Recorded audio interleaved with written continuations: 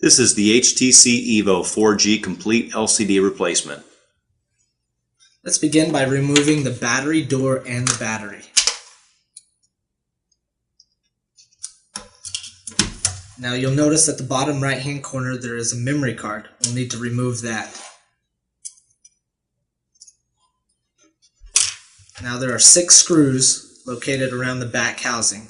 These are known as the Torx 5, also the T5.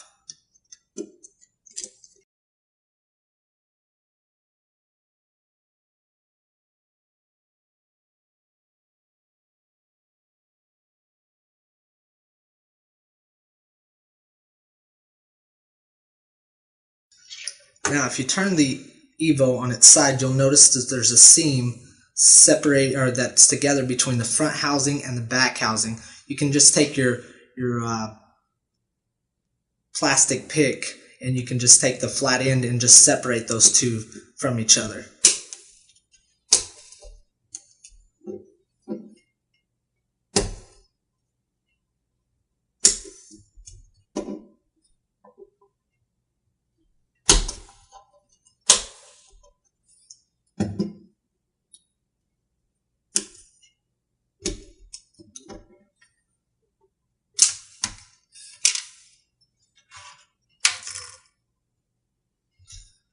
Now what we can do is take the IMEI shield and we can remove that from the back housing.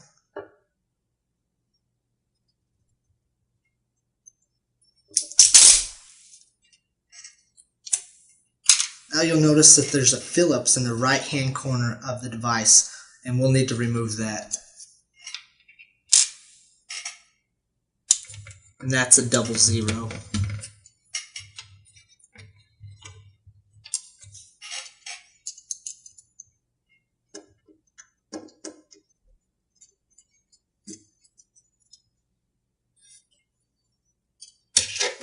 Now you'll notice that there are 3 flex cables along the left hand side of the device, and what you'll have to do is take that 3M tape that's covering up the plug-ins, and you'll need to remove that tape.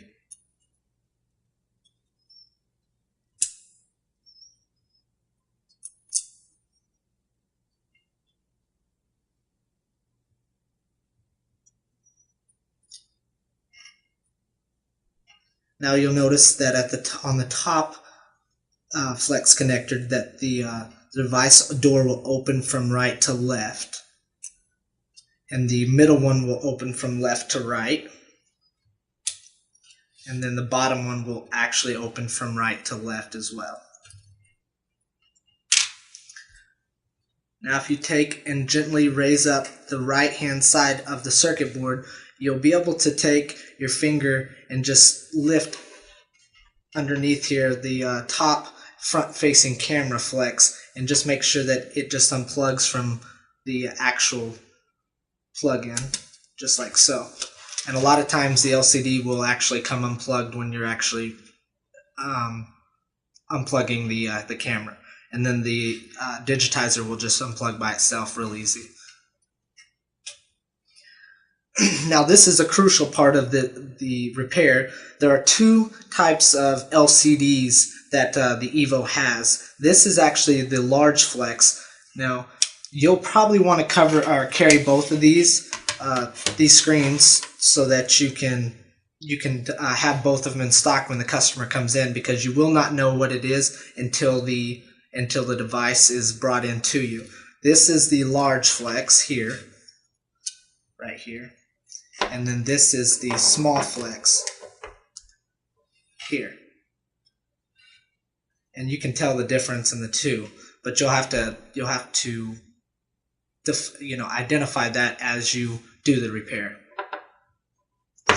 Now ours is the large flex, so what we'll do is take the large one, and you'll notice that in these units, when you get them, the front facing camera and the side volume keys will have to be replaced, as well as the power button on the top of the phone.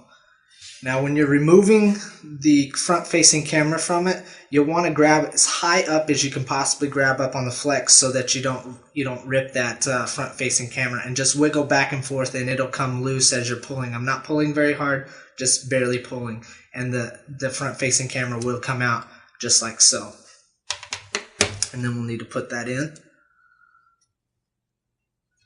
Also, the volume keys on the side will come out real easy as well, and then we'll just put those in as well.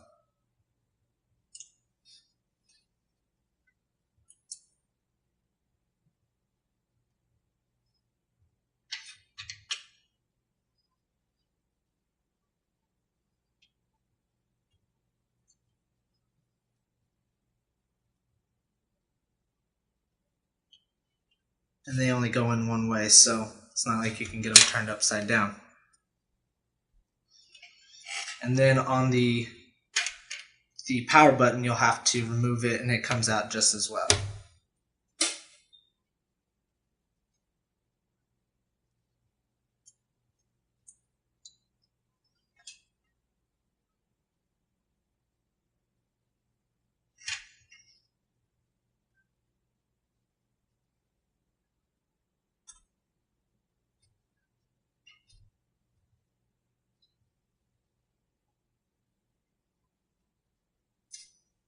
Like so. Now what we'll do is take the circuit board and we'll actually start plugging in the flex cables into their appropriate locations.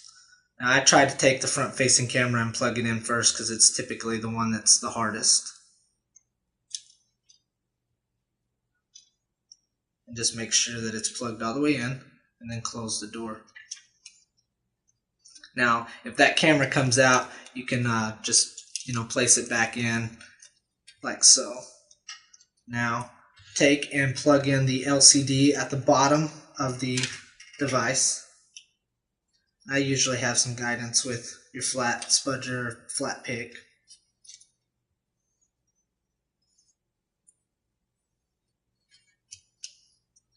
You'll notice on the right and left hand side there's little tabs that you can help pull the LCD actually up to, or the LCD flex up to the plug-in, like so.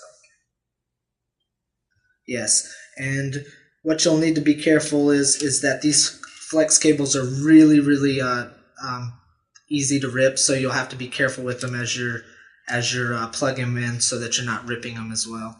Now we'll take the digitizer cable and we'll actually plug it in as well.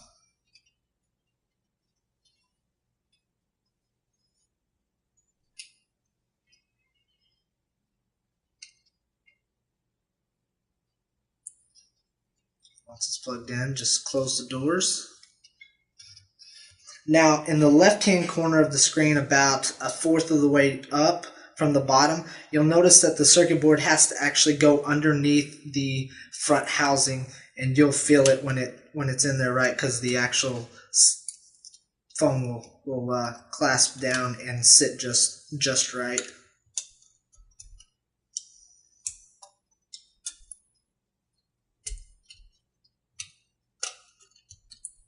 Like so. Now we'll take and put the Phillips screw back in the top right hand corner.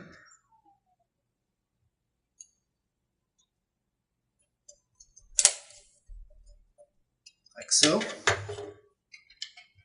Now what I like to do is I like to take and put the black tape back across the flex connectors so that it has something to hold those doors down.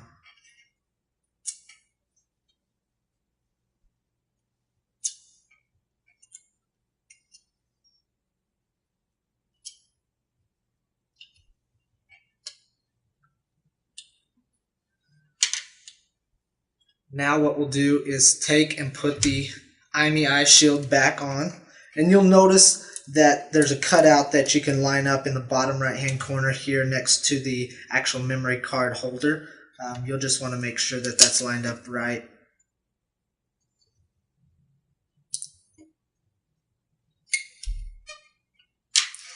Now we'll take the back housing and place it down, and you'll hear it as it starts clipping around the front housing that it's together.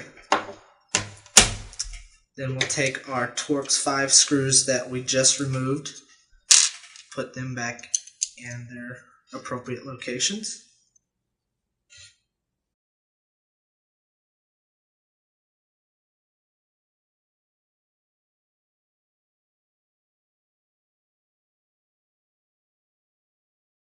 Now we'll put the memory card back in.